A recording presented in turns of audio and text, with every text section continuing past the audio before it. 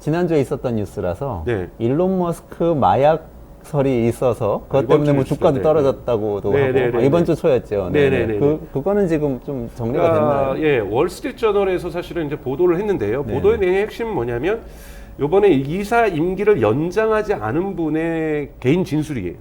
아, 그러니까 그분이 뭐라고 얘기를 했냐면 내가 이사를 왜 더 임기를 연장하지 않냐면 일론 머스크가 너무 불안해서.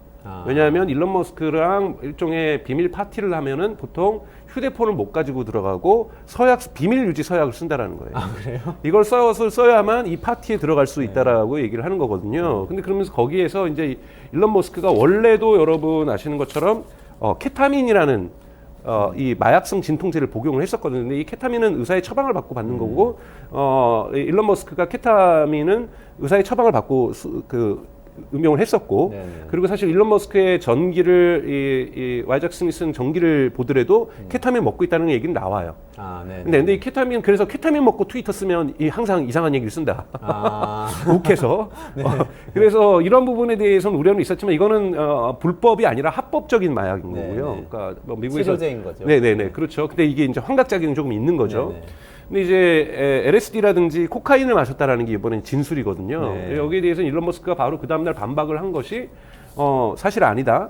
근데 왜 그러냐면 자기는 뭐라고 얘기를 했냐면 나사하고 미국 나사하고 계약서를 썼다. 네네. 불시에 언제든지 마약 검사를 할 수 있다라는. 나사가 네, 나사가 일론 머스크를. 근데 이게 왜 그러냐면 이 연방 정부의 계약을 받는 회사의 대표는 네. 언제든지 마약 검사를 받아야 돼요. 그게 미국 법에. 아, 그래요? 근데 여러분 테슬라는 연방 정부하고 계약을 안 맺지만 스페이스X의 전체 매출의 한 40%에서 50% 사이가 다 미국 나사로부터 그렇죠. 받는 겁니다. 네, 맞아요. 그렇기 때문에 이 CEO 리스크들을 연방 정부가 주는 데서는 그러니까 예를 들면 CEO가 부도덕하면 안 되는 거예요. 부도덕해도 안 되고 불법을 해서도 안 되는 거거든요.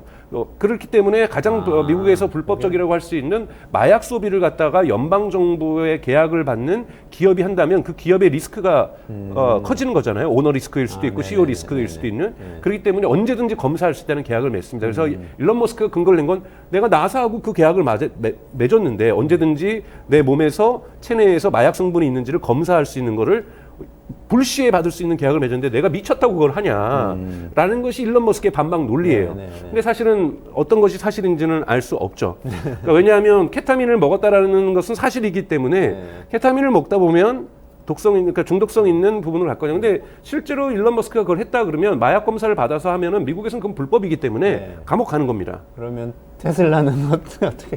그러니까 너무 기업 리스크가 큰 기업 건데, 리스크가 상당히 사실. 큰 거죠. 네. 왜냐하면 물론 이제 그 스티브 잡스가의 사후에도 그러니까 이 팀 쿡이 들어서면서 사실은 애플이 계속해서 성장하기 때문에 미국 같은 경우는 우리나라처럼 그렇게 심하게 오너 리스크에 집중되어 있지 않다라고 볼 수가 저는 있고 그래서 이사회라는 것들도 존재하고 지금 사실은 테슬라에도 제2인자, 제3인자들이 좀 있습니다.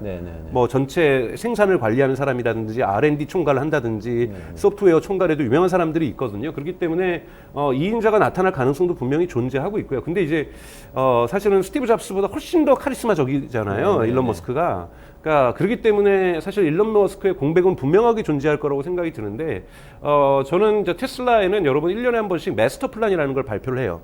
테슬라의 목표가 지속 가능한 사회로의 변화를 가속화하는 것. 이것이 이제 테슬라의 목표다 보니까 여기에 맞는 마스터 플랜들을 발표를 하고 뭐 지금 마스터 플랜 3까지 나왔죠.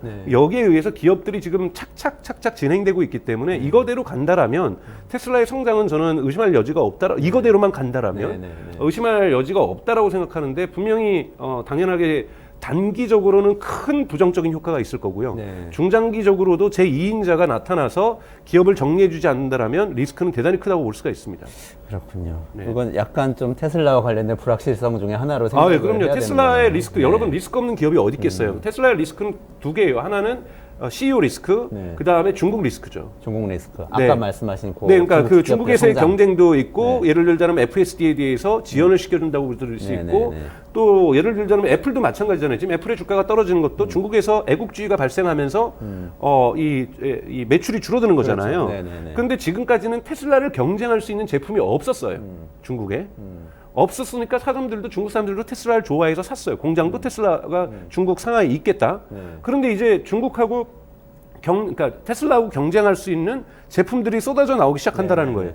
그러면 중국에서 미중 갈등이 강화되면 애국주의가 발생할 수 있는 거거든요. 그렇게 되면 테슬라의 매출이 중국 시장에서 줄어든다는 건 중국이 제가 말씀드렸던 것처럼 제1의 전기차 시장이고 제1의 전체 승용차 시장에서 1의 전 세계 1위 시장이란 말이에요. 1위 시장에서 시장 점유율이 떨어진다. 이거는 주가에도 영향을 안 좋게 할 수도 있고 테슬라의 실적에도 좀 안 좋은 영향을 줄 수가 있기 때문에 중국 리스크는 대단히 크다고 볼 수가 있습니다. 그렇군요.